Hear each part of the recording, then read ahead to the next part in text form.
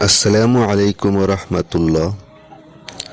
প্রিয় অধিনী ভাই ও বোনেরা, আজকে আমি আপনাদের উদ্দেশ্যে কয়েকটি কথা বলবো, যেগুলো শোনার পর আপনার চোখ থেকে যদি পানি আসে তাহলে ধরে নেবেন আপনি এখনো কামিয়াবের পথে হাঁটছেন। আর যদি পানি না আসে তাহলে কেন পানি আসছে না সেটাও আমি আপনাদেরকে বলে দেব। ধরেন, আপনি এই যে দিনের পর দিন চলছেন, দুনিয়াতে চলছেন তো চলছেন, আপনি থামছেন না। কোথায় চলছেন? একটার পিছনে দৌড়াচ্ছেন, সেটা হচ্ছে দুনিয়ার পেছনে দৌড়াচ্ছেন। কেন দৌড়াচ্ছেন? পরিবারের জন্য, নিজের জন্য, সকলের জন্য আপনি দৌড়াচ্ছেন। দুনিয়া দুনিয়া করে শুধু দৌড়াচ্ছেন। আসলে এই দৌড় এই দৌড়টাকে আপনি মাত্র 2 মিনিটের জন্য বন্ধ করে কথাগুলো শুনে যান। ধরুন, আপনি প্রতিদিন সকালে ঘুম থেকে ওঠেন, আপনি চাকরি করেন, আপনি ব্যবসা করেন, আপনি যে কাজই করেন না কেন, সেই কাজের পেছনে আপনি ছুটে চলছেন।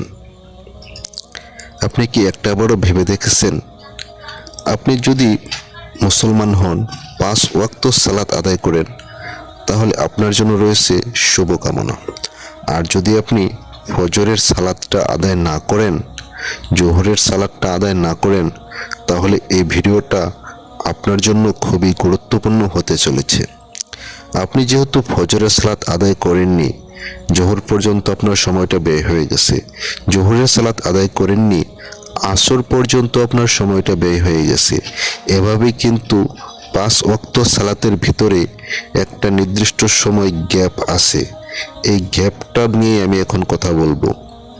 ধরেন, একটা সময় দিনের পর দিন, দিনের পর রাত এভাবে যখন অতিবাহিত হবে ভবিষ্যতে, একটা সময় আসবে আপনার দুয়ারে যখন আজরাইল আলাইহিস সালাম এসে কড়া দিবে। সে সময়টা কি আপনি জানেন? কোন সময়? সেটা কি দিনে নাকি রাত্রে, দুপুরে নাকি বিকালে? সেটা আপনি জানেন না।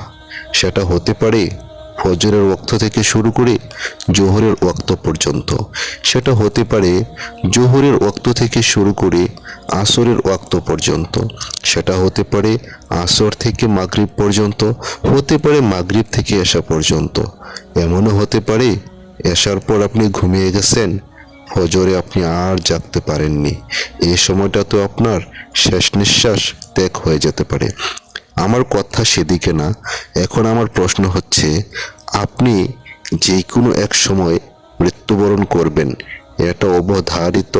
এটা আপনাকে মানতেই হবে, বিশ্বাস করতেই হবে যে এক সময় আমি মারা যাব। আর সে সময়টা আমি জানি না।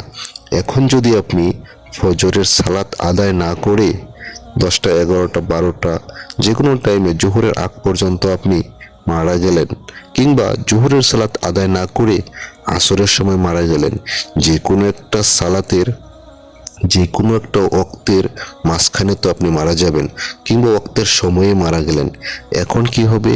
আপনি যেহেতু ওই ওয়াক্তে, যে ওয়াক্তে মারা গেলেন, তার আগে যে সালাতটা আপনার উপরে এসেছিল, এই সালাতটা আপনি পড়েননি। তাহলে কি হলো? আপনি বেনামাজি হিসেবে ইন্তেকাল করলেন। আর বেনামাজি হিসেবে ইন্তেকাল করলে আপনি তো বরবাদ, আপনি তো ধ্বংস হয়ে যাবেন। এজন্যই বলছি প্রিয় ভাই, আপনি যেহেতু মারাই যাবেন, আপনি কি চান যে আমি বেনামাজি হয়ে মারা যাই? যদি বেনামাজি হয়ে মারা না যাই, আর আমি যেহেতু জানিও না আমি কখন মারা যাব, মৃত্যু যে আসবে এটা নিশ্চিত। আর মৃত্যুটা আমাদের কতটুকু নিকটে সেটা কি আমরা জানি? আমাদের গর্দানের যে একটা রোগ আছে, সেই রোগটা আমাদের সবচাইতে নিকটবর্তী। এর চাইতেও নিকটবর্তী আমাদের মৃত্যু। আমরা জানি না কখন, কোথায়, কিভাবে মারা যাব। আর আমরা এর আগে যদি আমাদের সালাদটা না পড়া হয়, তাহলে আমরা বিনা নামাজে বেনামাজি হিসেবে মারা যাব। আর আমাদের বেনামাজি হিসেবে মারা গেলে আখেরাতের জীবনটা বরবাদ হয়ে যাবে, ধ্বংস হয়ে যাবে। একটু ভাবুন, একটু থামুন, চিন্তা করুন, ফিকির করুন আপনি কোন পথে যাবেন। আপনি কি বেনামাজি হয়ে মরবেন নাকি নামাজি হয়ে মরবেন, সেটা আপনার উপর নির্ভর করতেছে। কাজেই আপনি একটু চিন্তা করুন, থামুন।